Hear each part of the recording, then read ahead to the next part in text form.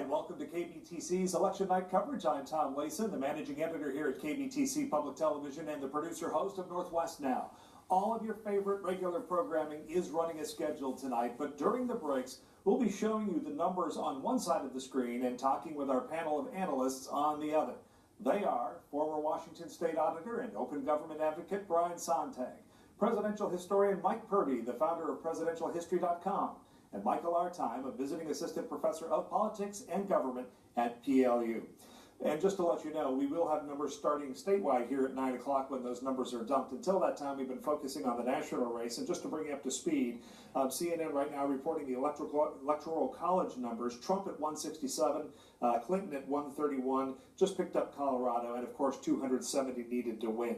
Mike, I'm going to start with you. We have been getting reports that the Dow futures are down 600 plus points right now. What does that say, how the markets are reacting tonight about what they're seeing in this election? Well, I think it's a predictable reaction. Markets, Wall Street loves stability and they love predictability. So I think what we're seeing in that response is concern about what a Trump administration might look like.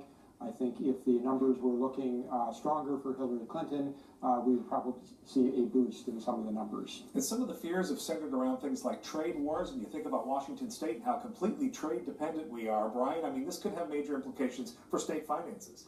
Well, it will in every state, and certainly here in Washington. And you look at the investments for Washington State, the State Investment Board is going to look more favorably on stability as well. And you know that we've got pension troubles already that are underfunded by the legislature, and this may not help. Okay. Michael, you've been watching the balance of power, particularly that the House has been called for Republicans. They'll stay in control there, but the Senate is very much in play. And this brings us into a major conversation here about the constitutional protection that we've provided when it comes to checks and balances. What are the implications of a tightening Senate race here?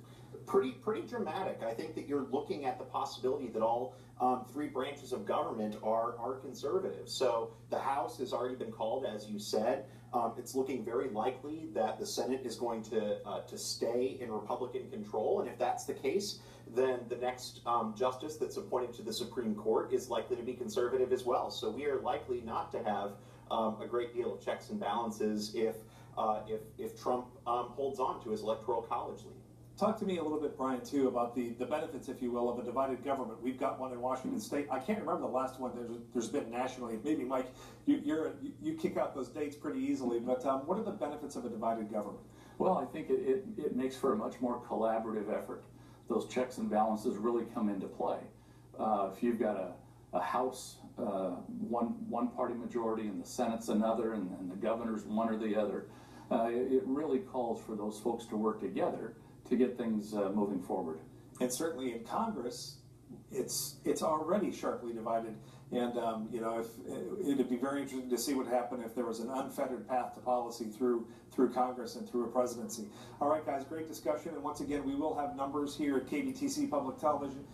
In our 9 o'clock break, the state numbers come down in that window, and we'll bring those to you and more discussions at 9 o'clock and 10 o'clock. Thanks for watching KBTC. Secrets of the Dead, ironically, is here next on KBTC.